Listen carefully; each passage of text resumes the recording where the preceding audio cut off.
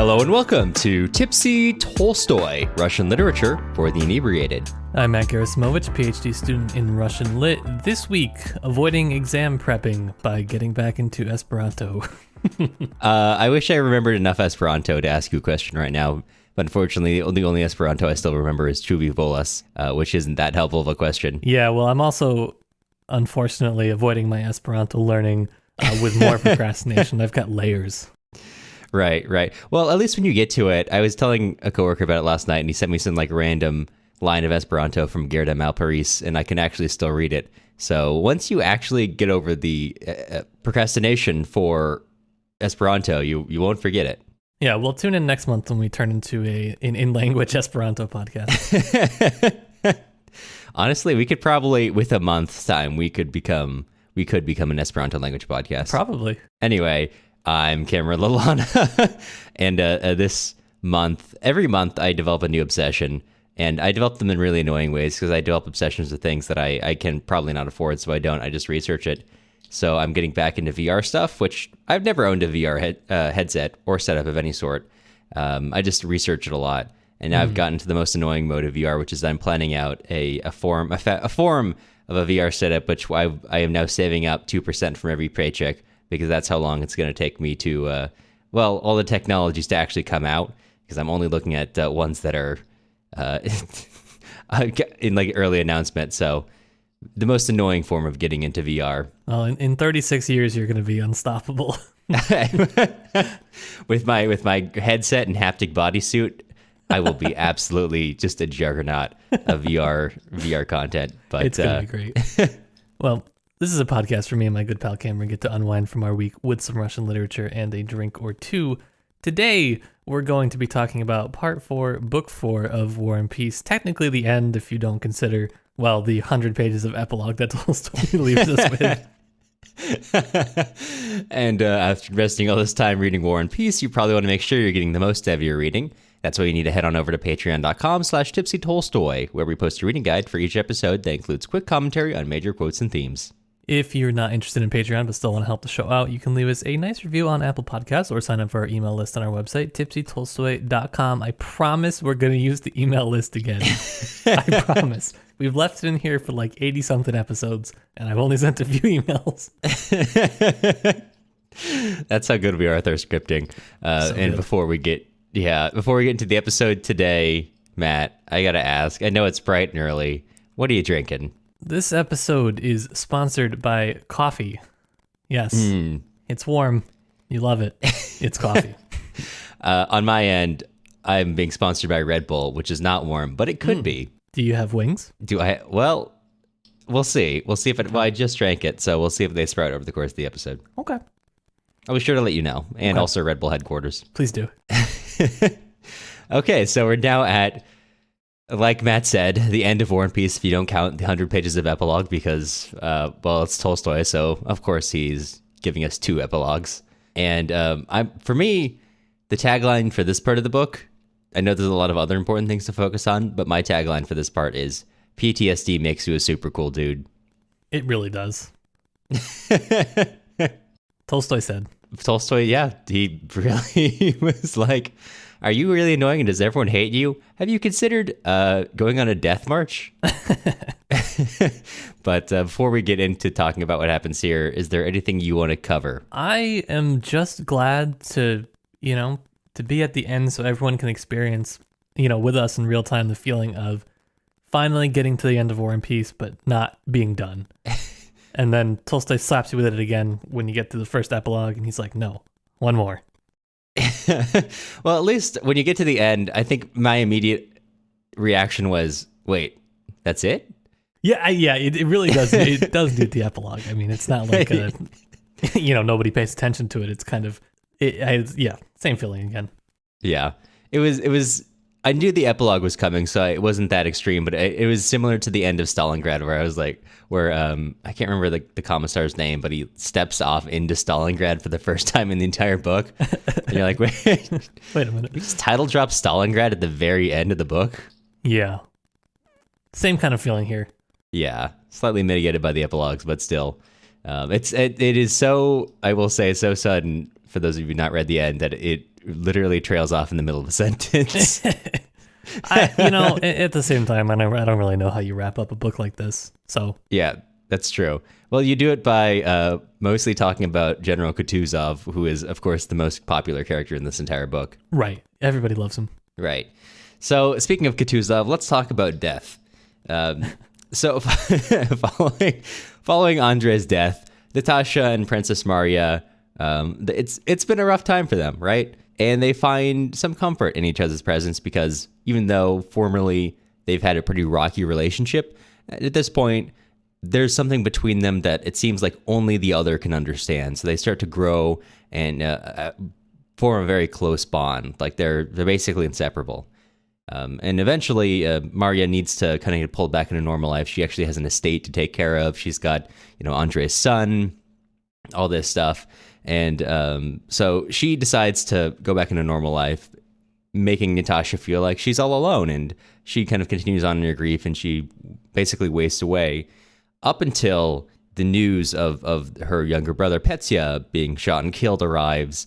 And at that point, her mother falls into a deep depression, and Natasha is the only one who has I don't know if the strength is the right word, but she's the only one who's kind of has the wherewithal to pull herself together and go to her mother's aid, and basically takes care of her for the next 3 weeks. I mean, really, it's for the material needs, mostly the servants, but Natasha takes care of her like spiritual needs and emotional, and cares for her emotionally for the next 3 weeks.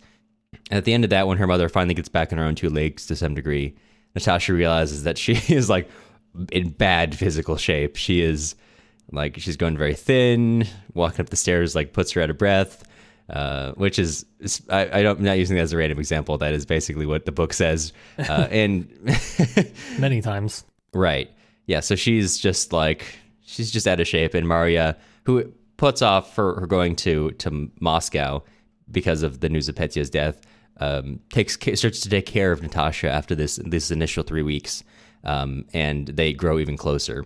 And the only thing to note here is that even though they've grown quite close, the one thing they never talk about, even though they spent all day talking about everything under the sun, is they never talk about Andrei. They never talk about his death. They feel like talking about him will somehow, their words will not reflect like the highness in their minds of what had happened there, and they will somehow fail to reflect the importance of it by saying it. Ironically, by not talking about it, it begins to kind of ease from their minds. This is a great scene, I thought. The whole development of these two was so fascinating. It was a nice payoff for the book, but also I've got to say, every once in a while, I know we make a lot of fun of Tolstoy, but every once in a while I'll remember like, oh man, this is a writer who has an incredible ability to convey human emotions that are not complex, but are just things that I don't tend to see reflected in fiction that often. In the idea of like talking about grief of losing someone, and not wanting to talk about it, or just like, oh, I feel like you and your friends, you don't want to bring it up because in some ways that's whatever the reason is, and then that own process kind of eases it from your mind over time. Yeah. Not an especially profound thing, but just something that I was like, oh, that's very true to life. Some verisimilitude in what he's conveying here. Yeah, he's able to capture things that kind of transcend just his own time that he's writing in, I think. Which, obvious, I guess. Why we still read him. Right. But I think people tend to think of like the big idea Tolstoy, like, oh, let's see Levin talking to these landowners about what we should do with the serfs, not relatively tender emotions about grief. Definitely, yeah. But so Natasha is like so out of it, like even her voice is failing her at this point. So Marya like takes her to go to Moscow because so they can she can heal there a little bit.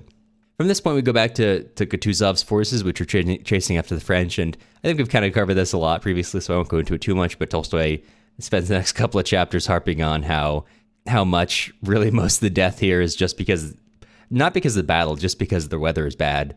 He points out that after, 50,000 casualties, only 3,000 of them are actually from battle. The other ones are just people who died on the march. And then reflects more so on how, these many generals who are pushing for fights are looked at as the great glorious ones. Well, Kutuzov, who held them back, is seen as kind of a lazy, just someone who was not up to the task to fight the French, even though what Tolstoy submits to you is that, well, he knew that the French were retreating and there's no reason to lose, 50,000 more people to a war that was already won. But because he submitted to the laws of history and knew that he didn't have to push, he's seen as kind of a dullard compared to the ones who push for fights that didn't need to happen, who are seen as great in some way, even though they had less of an effect on history than Kutuzov did. And Kutuzov had very little effect on history other than to submit to the laws of man and going with that. Yeah, and not to mention the French are already dying on their own, just running away. Right. Yeah, as Tolstoy mentions, even taking the French prisoner it doesn't matter if they kill them or take them prisoner because, well, they're not going to survive anyway. Even if the Russian army isn't actively trying to kill their prisoners, but they're dying anyway. It's cold. They don't have enough food. It doesn't really matter. Right. Are they going to die of cold running away from the army? Or are they going to die of cold in the possession, so to speak, of the Imperial Russian army? Right. When they are getting close to some of these final battles, Kutuzov also tells his men to recall that the French are people too, in a speech which it's noted that few soldiers understood, but they kind of they adopted the spirit of the honesty of what he was trying to say, the open-heartedness. A few, not many, it should be mentioned. No, not many. Hardly any. I think they all could. Yeah, basically no one understands, but they kind of oh yeah, he was being honest, even though he's standing in front of them basically crying, hey, don't, have some pity for the French.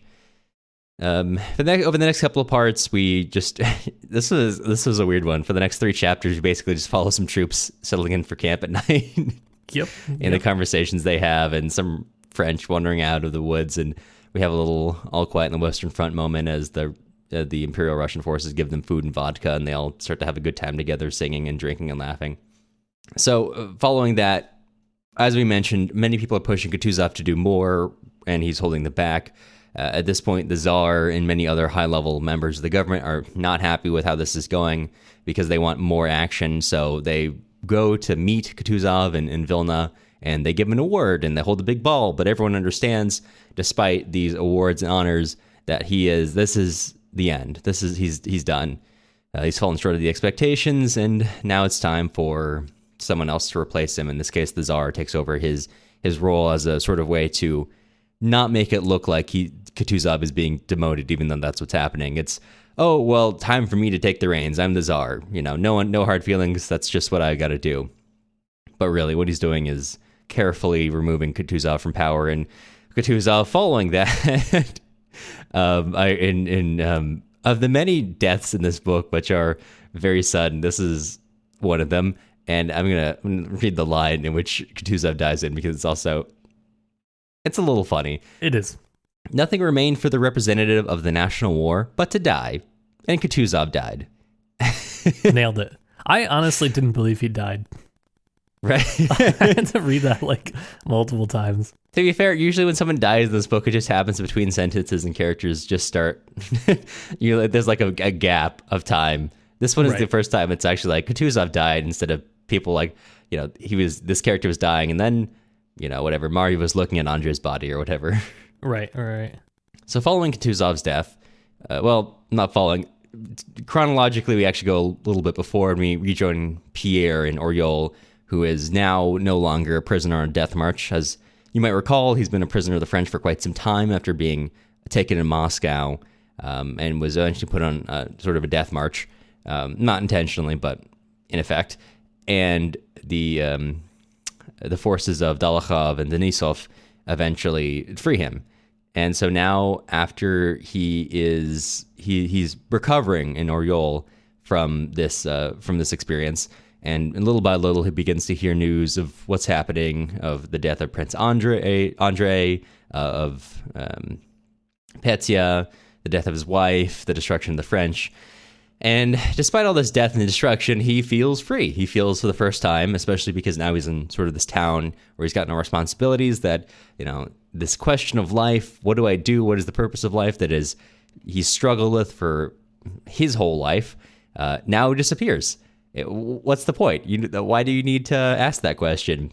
And you might be wondering, wait, isn't he spent 30 years just what to do with life? How did he find it? That's because he's found his Lord and Savior, Jesus Christ, which is the purpose of life, and you don't need to think about it beyond that. So the question, what for, no longer exists for him, because the question is, what for is answered, because there is a God, that God without whose will not one hair falls from a man's head, has solved him. And his demeanor as a result of this, finding the meaning of life, has changed, such that people are now, unironically, before, often they kind of put up with him as like, that grumpy old man, people are really fond of him. His behavior has changed such that he no longer has a need to prove himself to the world.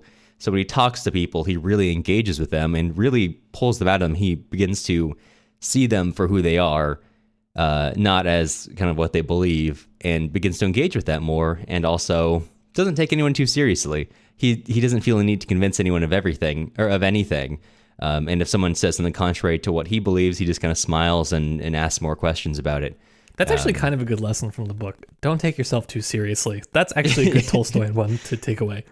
No, this one, I want to come back to this one more, because this one actually was super, super interesting in terms of his behavior. Because actually, you're right. You're not that important. Set your ego aside for just 1 second. Also, as an accompaniment to this, he now feels much more confident in his decisions. And, he's just, before, things that he struggled with, how do I make this decision? How do I know I'm right or wrong? No longer a problem. He just knows. He just gets guts feelings and he follows them, and they turn out to be right, and sometimes they turn out to be wrong, but that doesn't bother him. He just goes and makes a different decision then, and he deals with the consequences. Pierre returns to Moscow in order to rebuild his estate there, which burnt down when the city was destroyed, and we go to another chapter of Tolstoy comparing the rebuilding of Moscow to ants running around a ruined anthill. But he does say, despite the destruction, the stagnation, if you look at an anthill, it may seem to have no sense in it. But if you keep watching, you'll see that there's something intangible that is allowing the colony to rebuild. And he says, despite the fact that Moscow, the city, was gone, an intangibility, the real strength of the people still existed there, and that was indestructible. So Comrade Tolstoy says the will of the people is indestructible. Read Stalingrad, I guess. The ants will rise again. So, and also I think it's very funny. This is a very funny part. As he's describing the city of Moscow coming back to life, he's kind of describing, the bakeries open back up and these people return and all this. And after an entire paragraph of all these things happening, he ends on, and Count Rostopchin wrote proclamations. So life is truly going back to normal. So Pierre returns to Moscow and is beginning to take care of his estate. And he hears eventually that Princess Maria, is in town, so he goes to see her to pay his respects and also to find out more about Andrei's death. And once he approaches her in her house, he greets her, and she says, hey, what, didn't you notice? And he says, notice who? Your attendant? And she's like, you don't recognize her? And he looks over and he realizes, wait a minute, this is Natasha. And he didn't fail to recognize her because there's just something different about her. She's had physical changes, growing thin and pale, but there's just something deeper in her soul that makes her unrecognizable. But over the course of the conversation, as they talk more and Natasha begins to warm up, that sort of unfamiliarity just fades away, and that sort of internal sense of life returns a little bit.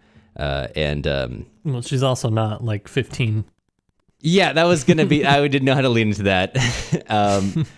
Like this teenager that he was once infatuated with is. I don't know her exact age. I don't think a teenager anymore. I guess probably like 18 or 19 maybe. I'd have to go back and do the math. I'll put it in the show notes. Yeah, you really lose the thread of the age. It's not really that important, but it did make me chuckle a little bit here. Hey, it's no longer a child marriage plot. So hey, that's it's a very low bar, but it's not a child marriage plot anymore. But it still is probably a concerning age gap plot. Yeah. That's a broader Tolstoy thing. So they talk late into the night, and Pierre comes back over the next few days, and often staying to the point where Maria's like, Pierre, I like you, but please get the fuck out of my house. And eventually Pierre has to go to Petersburg to take care of some business. And the last day before he goes, he's like, hey, Maria, I'm in love with Natasha. And she's like, yeah, I figured. Look, she likes you too. Just leave it to me. I'll take care of it. Just write her parents or whatever. And so Pierre, takes off and goes to Petersburg and is just on cloud nine out there. No longer any of the problems he had in the courtship of Helena, no longer there, partially because he appears to not write ever, just thinking good thoughts. So it is easy to avoid pitfalls in a relationship when you simply do not engage in that relationship whatsoever. But hey, that's neither here nor there. And we end part 4, book 4, that very evening that Pierre leaves for Petersburg, with Maria going to tell Natasha, hey, he's really into you. And Natasha's overjoyed, and Maria's like, wow, my brother is not even cold on the ground yet, but okay, that's fine. And the part ends, and Maria tells Natasha that Pierre's taken off from Petersburg for a while, and the book, prior to the epilogue, ends in this line: "But why go to Peter?" Natasha suddenly asked, and hastily replied to her own question, "But no, he must. Yes, Maria, he must, ... And that technically is how War and Peace ends. Technically. The main action, if you will. Right, yeah. And before all the 100 pages of epilogue. If I remember, though, the epilogue just mostly deals with, history. I read a little bit into it. Yeah, that's so far all I've gotten. Although, I guess the first chapter of every part of this book is just history, so. I don't actually remember if it returns to the characters. So I'll need to refresh my memory on that. Right. Well, you can come along with us for that journey as to whether or not this is whether or not you'll be reintroduced to the beloved characters you spent 1,300 pages with, only for Tolstoy to be like, I really wanted to talk about history. He's like, I was so tired of these characters. I was killing them left and right. I still had more to write. So I just decided to end mid-sentence and go to talk about history in the epilogue. Basically. Just man things. I mean, if that is the case, I mean, it makes sense. It's like, as he's spent this whole book harping on, it's not about the individual story so much as like the human clock of everyone, of all this complex relationship of everything keeps on moving regardless of our intent. So it doesn't really matter if we're there for the story or not. The story is going to happen. Dolokhov wasn't there, and he went off to serve the Persian monarchy for a while, and that would have been a cool book, but hey, that's just life. That's not what this is about, but it happened. It would have been a cool book. I don't know if I want to see it written or not. I feel like if Tolstoy writing that would have been a part where we're like kind of white knuckling through, like, yeah, this is a little dated in its depiction. Yeah, it would have been one of those books that scholars kind of just brush over, and he wrote this during this period.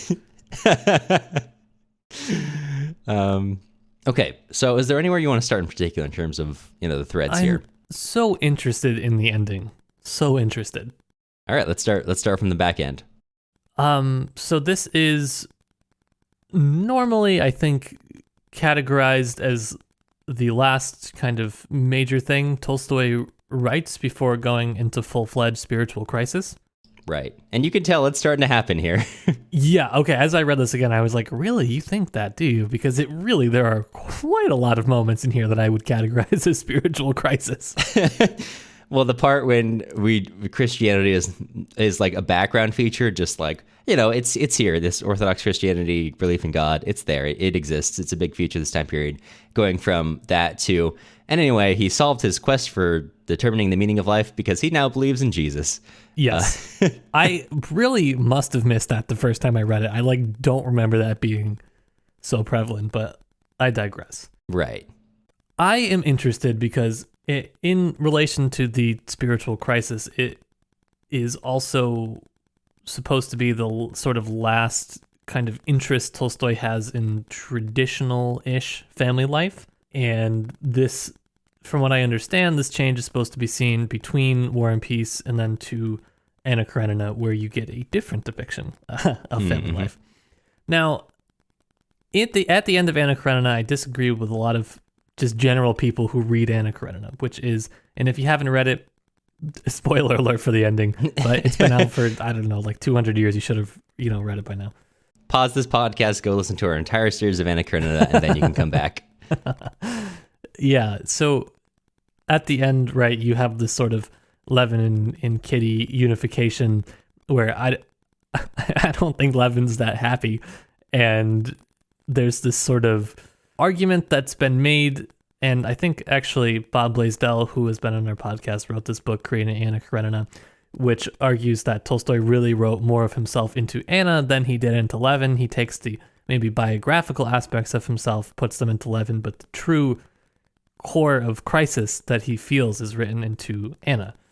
And I don't know, I see a little bit of this crisis too between Natasha and Pierre at the ending, right? Pierre, he has this great moral transformation in which he understands the world's secrets, and yet he still fails to understand how his actions impact Natasha.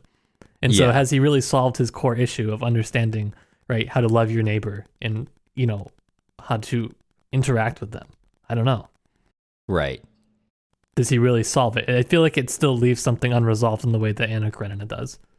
I think it's in the second to last chapter when he goes to Petersburg and he's like, oh, everything's great. There is one I think this supports what you're saying, but there's this one line. That was the only doubt often troubling Pierre. He did not now make any plans. The happiness before him appeared so inconceivable that if only he could attain it, it would be the end of all things. Everything ended with that. And what he's talking about there is just like, oh, doesn't she know I'm just a man? How could she, be interested in me? Which is like not like an exceptional doubt. That's a very normal thing to, I think, think getting into a relationship. But getting to your point of how much does he actually learn? How much he's set up to be this very now confident, everything's fine, right character. But some things, right? I mean, he's new characteristics, but there are some characteristics which maintain. And I'm not saying this is like a fatal flaw or anything, but that inherent questioning of like, is this really what I want? It's still there. Yeah, I don't know if it's fully worked out or fully solved by this point. Right. But I mean, maybe that's supposed to be the point. I don't know. Right. Who am I to judge? I think that's kind of the interesting thing is that it doesn't, as a piece of narrative, we can engage with it in different directions, and there is no definitive answer. And I don't know if it needs to be one, because how you want to walk away from it it's open-ended enough in that regard that it could go either way depending on your reading. But also, does it matter? Yeah, I don't know, probably not. But like it doesn't matter in the sense that not like it's not worth talking about, but does it matter in the sense that I think the fact that it's open-ended is like a neat piece of storytelling, that it allows the story to be kind of like a living piece, right. rather than its own like a complete narrative, which is fine. It's not bad. Having this feeling of open-endedness, it does contribute to to my view, his view of humanity as like the big clock, which we can't control. Right.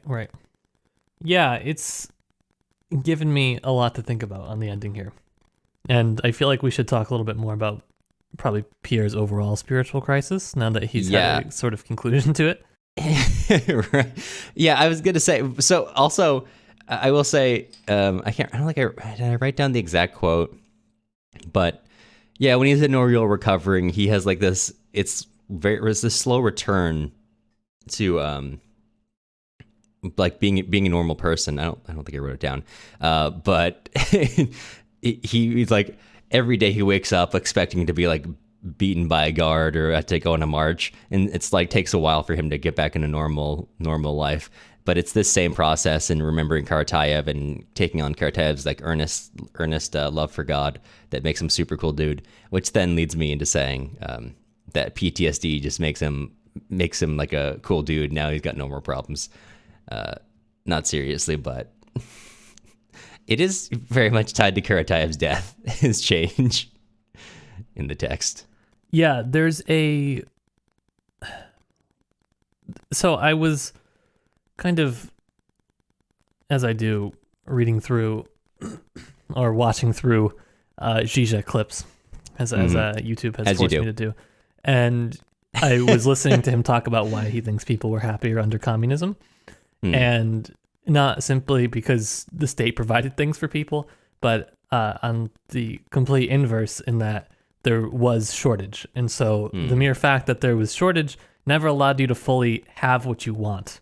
And that sort of awareness that you don't have always what you want, he says, makes you more appreciative or happier for the things that you do have, which isn't really that controversial of a Zizek opinion as far as his opinions go. And it's not even that original to him either. Right. On the iceberg of Zizek opinions, that one's pretty above water, pretty normie. Yeah, it's pretty normal. And I think it's very much in line with what Tolstoy is kind of saying here, because in his, overlay of Pierre, the most unhappy moments for him are when he has the most. Mm-hmm. When he is achieving the things that he thinks he wants to achieve, he is the most unhappy, which I think is still a pretty profound kind of psychological insight. Right. And when he discovers meaning, it is because he lacks, right? So he has, it makes him, it's the only thing that can make him more aware of himself. Someone who just kind of bumbles about throughout most of the book without any sort of self-awareness.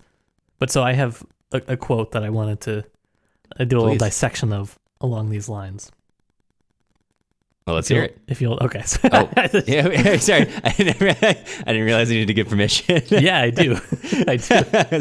Okay, you have it. You have my consent to go forward to this. Censor, I need the permit. Yeah.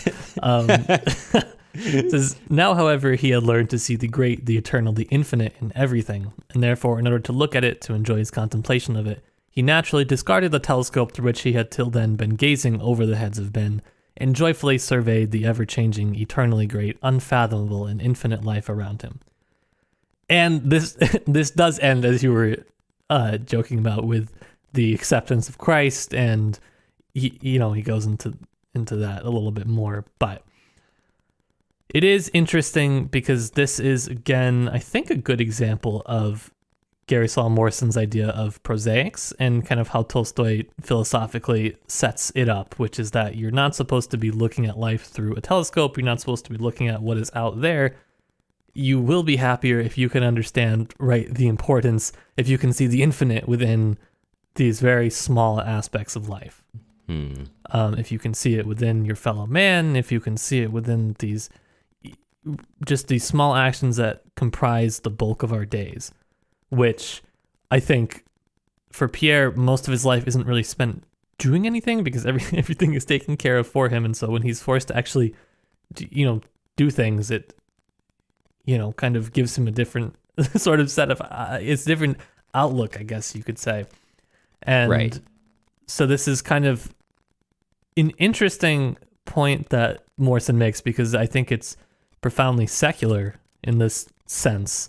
And it brings up an interesting argument, and I guess a little bit of the beef that the church has with Tolstoy, which is really, is his conclusion really religious? I don't know, because, if you think about, both him and Jefferson, Thomas Jefferson, that one, around this time are doing their own, their own revisings of the Bible, where they are really kind of trying to parse out the sort of just moral teachings without any of the miracles. And obviously this church is not like this. It does not work with Orthodox Christianity. And so, the moral teaching that he derives from Christ, isn't necessarily a religious teaching, which is what's very interesting about the conclusion to the book. Yeah, it is, to your point. I think there's really two main religious moments, I would say. There's this moment, and then there's when he says, morals aren't relative, right? They're set down by God.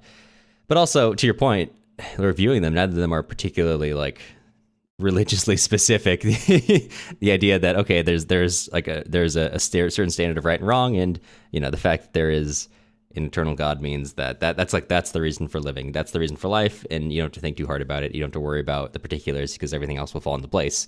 It's God's will. To your point, that's not. I hadn't thought about it before, but there isn't a specific religious teaching there. And even to your point, the way he comes out of it then is treating people in and of themselves. That is certainly a teaching you could derive from the Bible and from, the various Jesus's parables, but it's not one of the main ones. Yeah. It's that's not a big teaching you're going to get. You could derive that as a side point. Yeah, I don't know. It's also, I'm not sure how specific what he says is to Christianity either. No, yeah, that's pretty general. I would say just generally vaguely religious.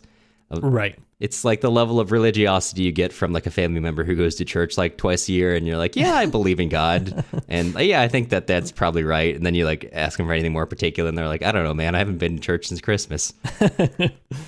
Yeah, so I just thought that was kind of an interesting point to make, in which, right, it's a Christian novel, but I guess you really could make the argument that it has a lot of like secular understanding in it. Yeah. Which is not really, I don't know, it's peculiar for sure.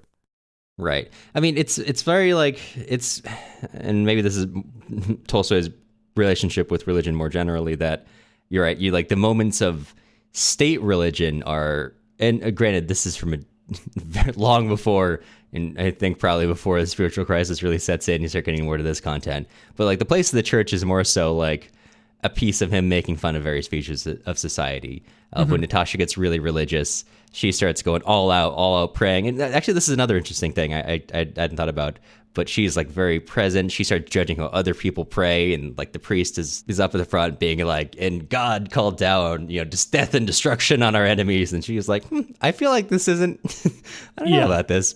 It's a very, which I guess if you want to make the point that this actually this is a little religiously specific to Christianity, right? I mean, one of the main features of Jesus's parables is a condemnation of people who are big and boisterous and present in their religion, and an elevation of people who have quiet, private religion. Like, right. I forget. This is the publican and the Pharisee. Yeah, exactly. The Pharisee. Yeah, right. But the people who go home quietly and pray and don't make a big deal of it are elevated. So I guess you could make the argument this is religiously specific in that he's trying to take these lessons from the Bible and being like, all right, church is bad, but private belief is good. Yeah, I would say it does draw on the early Orthodox tradition in like some ways, but it is Tolstoy's own perversion of it, for sure. Like the conclusion that he yields from it is just so different. Yeah. And as we all know, the Orthodox Church does love reinterpreting their texts, so obviously they love this. I also, going back to him, the way he relates to people real quickly, I wanted to read out the the two sentences that really struck me the most about his change, which are, this was his acknowledgement of the impossibility of changing a man's convictions by words, and his recognition of the possibility of everyone thinking, feeling, and seeing things from his own point of view. The legitimate peculiarity of each individual, which used to excite and irritate Pierre, now became a basis of sympathy he felt, and interest he took in other people. The interest, and sometimes complete contradiction, between men's opinions and their lives, and between one man and another, pleased him, and drew from him an amused and gentle smile. This was your favorite line? This was my favorite, but this was the most interesting to me in that I think that in terms of relating to other people, I thought it was an interesting line from Tolstoy to being like, I know we put a lot of energy into trying to figure people out, but if you just kind of accept that everyone's a little complicated, and hey, yeah, they might be just completely inexplicable in a lot of ways, and sometimes you just got to accept that, and that will actually help you a lot in life. True to my own life, and that I will say, just kind of going along with this attitude, not that I'm saying I'm that much like Pierre, but that's been very much my experience. So hey, it's universal. I mean, that's what Avril Lavigne said, right? Life sure is like this, Avril. It sure is. I don't know if I had too much to add to it beyond that, but just as we said kind of at the top, I think it is, I mean, like Tolstoy's not the only person who's ever made this point, and probably not even the most popular person who's made this point, but just another getting into the various unexpectedly good psychological insights he just throws out as a side point. Well, I think the another part of this part that I liked a lot, and that I thought was kind of previously unexplored, was the effect of death. Because there's this whole, major chunk of this part where Natasha and Marya developed this sort of friendship that was previously, if you recall, non-existent. They were like really unable to meet each other despite wanting to, just because of, I don't know, personal ego or getting upset over very small things. And the death of Andrei is able to bring them together in a way that is unable to be expressed in words, more or less. And this even goes so far as to result in Natasha becoming estranged from her family. Yeah. Which is, again, only able to be reconciled after the news of Pitch's death. So it shows the, extreme low, but also the reconciliatory power of death almost that, it can have on the living, which I think is a particularly profound point. Right. It kind of gets back into, I forget if this was a couple episodes ago, like the place of pain in yes, in War and Peace, that this sort of detachment, each death, it's not pain specifically, but these death, I guess the pain was kind of like a relationship of an individual to themselves, but the death of someone else in their life is that sort of same detachment of someone from their life, which then takes away some agency and puts them on, a slightly different course.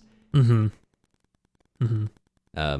and also I love the way Tolstoy describes how much their friendship is, because it's a strong friendship, is putting it lightly, in terms of how he describes it.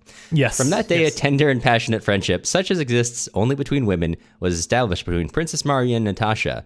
Together, they felt more in harmony with one another than either of them felt with herself when alone. A feeling stronger than friendship sprang up between them, an exclusive feeling of life being possible only in each other's presence. Which, I'm just going to say it, I know in maybe previous eras, intimacy between friends was a little more free-flowing, and I think that's probably a good thing, maybe something to return to. It feels a little bit more than a description of friendship, but I don't know if it really is that, or if Tolstoy he's got like a little bit of a block when writing women friendships. Yeah. I don't know. It's he's somehow women have this elemental power of certain feminine whatever that men can't have access to, therefore they get access to a super form of friendship. Yeah, I don't know if I was going to leave out that part, because I don't know if I totally agree with that only women have this capacity for deep friendship. No, I disagree. I think that's part of a broader, sorry, yeah, I agree with you. I don't mean that unironically.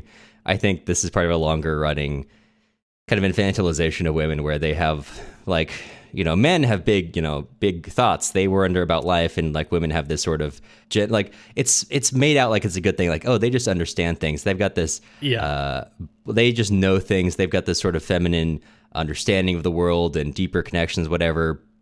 But it also is it doesn't allow this conception doesn't give them the ability to have the same ability to reason with men. They just have this sort of I don't know really how to describe it, but just something separate that's kind of meant to be but this separate, but it's a good thing, but it's not really. It's very infantilizing, and I think that when Tolstoy has this block with women, I think that may be where that is coming from.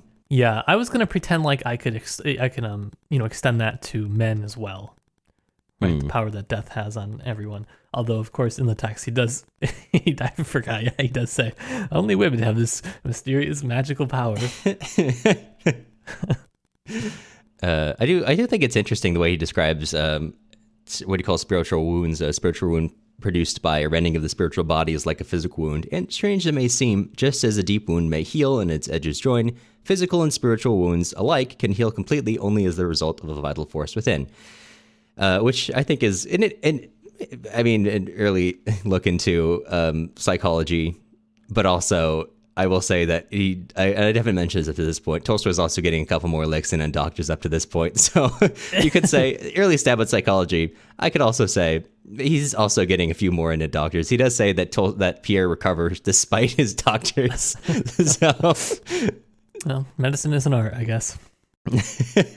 Yeah, the doctor slander never ends. No, it truly doesn't. The doctor slander and historian slander is off the charts in this book. Welcome to War and Peace. We got all the things you're expecting. Doctor slander, historian slander, talking about the world historical clock, child marriage, more child marriage. It's the same person, child marriage. And now they're no longer a child, but they're still really young and they're getting married. Yeah, right. The incest parts. I forgot about that. It feels so far back.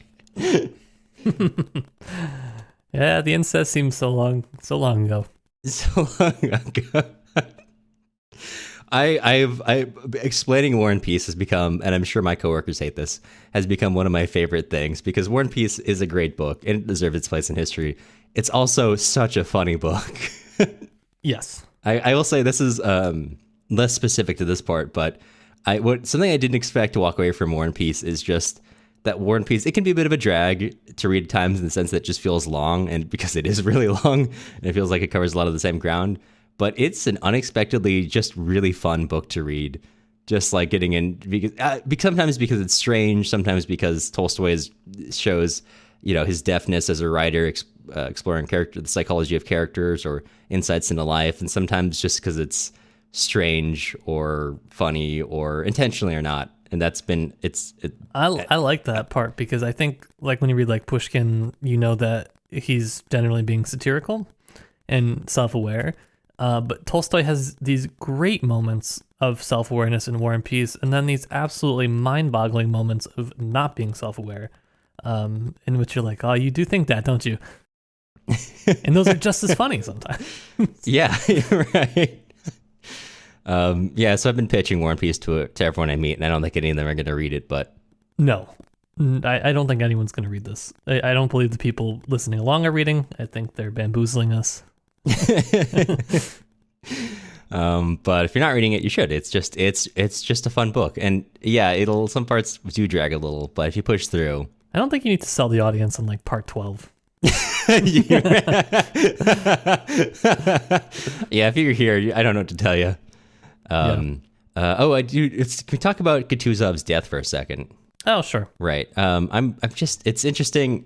I mean, this is just a reflection of his view of people as like serving a historical purpose, in that he basically says, hey, Kutuzov was the right person, and I know everyone thinks that I'm wrong on this, but I think Kutuzov was the right person for the war in the Russian Empire's territories. And then the war moving from now no longer a war west to east, now a war being from east to west. Another leader was necessary with different qualities and different views to fight this different kind of war, and therefore, Alexander I was the right person to take over this conflict, or at least at least a change in leadership was necessary, because that was just not who Kutuzov was, as per the laws of history. And Kutuzov didn't understand any of that, so he was merely representative of this war, and because that representative was no longer needed, he was put aside, and also he just died. Right. Yeah, that was... There's nothing left. Yeah. Nothing usually follows that logically, I feel like, in the book, but then like this one, I don't know, it was funny. It had a sense of humor to it, I thought. Right. It does feel, I think, I cannot see into Tolstoy's mind, but this does feel like a kind of a joke of like, of taking some of the idea of the people serving history to its extreme, in that, Kutuzov, yes, he's put forward as like the prime example of someone who understands that he's subject to the laws of history and therefore doesn't fight it. So when the laws of history decided to retire him, he just pieced out from life itself. Right. I didn't think of it like that, but that is pretty funny. I can't say that that's what Tolstoy intended, but that's kind of how it comes off. It is funny considering like how passive Kutuzov is for the whole novel. Right. But, as Tolstoy has you believe, like one of the best ones, because everyone else are just commanders looking for glory, when all they're doing is just sending their men to death. And despite the fact that they're doing nothing but killing people by accident, their own people by accident, they're held up as the great and interesting ones. And Kutuzov, who seeks to keep people alive, is seen as a dullard. Yeah, almost the enemy at times. Right. Yeah. They rumors are passed about him being in league with Napoleon and all that. Yeah, and also I think it's interesting that he does engage with also like, hey, because I think Tolstoy's language in the book sometimes edges close to, I don't know if nationalistic is the right word, but it is like someone who is like proud enough of their country, not a jingoist, but someone who's like, yeah, this is why we've earned this right, as the Russian Empire, to talk about it in this way. But I think it's also interesting that he has Kutuzov entreat the soldiers to remember that the French are people, and to treat them like they're worse off than our poorest beggars.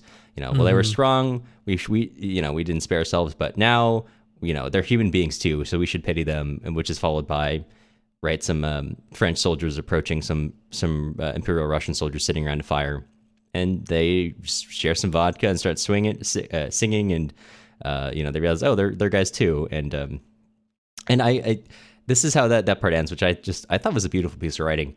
They all grew silent. The stars, as if knowing that no one was looking at them, began to disport themselves in the dark sky, now flaring up, now vanishing, now trembling, they were busy whispering something gladsome and mysterious to each other, which is like one of the few moments of just genuine serenity in this book, which I thought was interesting. It doesn't end with, right? I guess the interesting part is that it does not end with this great triumphant military victory. It's implied. Right. It's not really triumphant, I wouldn't say. Like, your capital's razed to the ground. Many people have died. Most of our characters have died.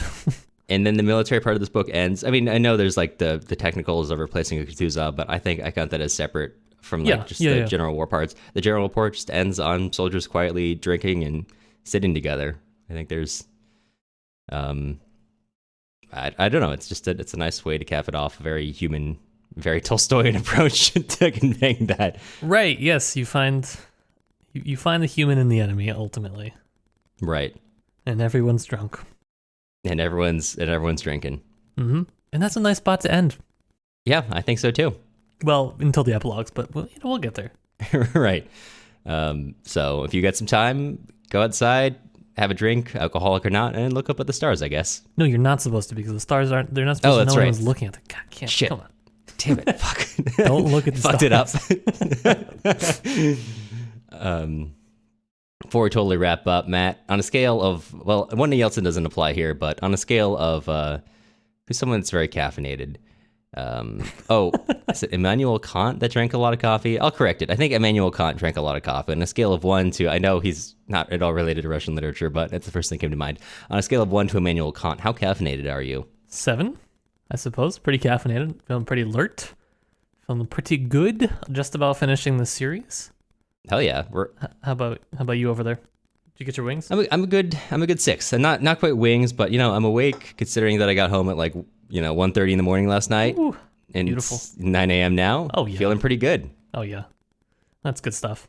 That's good stuff. I would ask what we're reading next episode, but we keep alluding to it. Next time we're going to be covering the epilogues. Both. We were going to do them separately and we decided not to. We decided not to for reasons that were our own choice and not at all related to scheduling. Yes, definitely. And before we let you go, we wanted to extend a sincere thank you to all of our current patrons: Brenda, Nell Cool J, Christina, Marin, JG, Banana Karenina, Margarita, Yulia, Amanda, John, Natalie, Ben, James, Elizabeth, Shannon, Blake, Amanda, Maya, Packrob, Zachary, Austin, Isaac, Brett, Caitlin, Eli, Stephanie, Alex, Yitza, Mysterious Donor Dude, Elise, Allison, Brandon, Arini, Lou, Jesse, Paige, Daniel, Darren, Daniel, Janice, Anne, Madeline, and Jeff.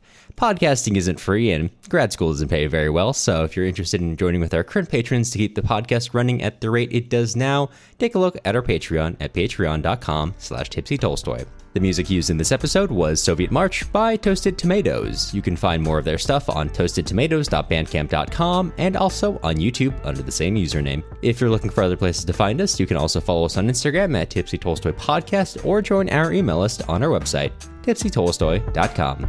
You'll hear from us again soon.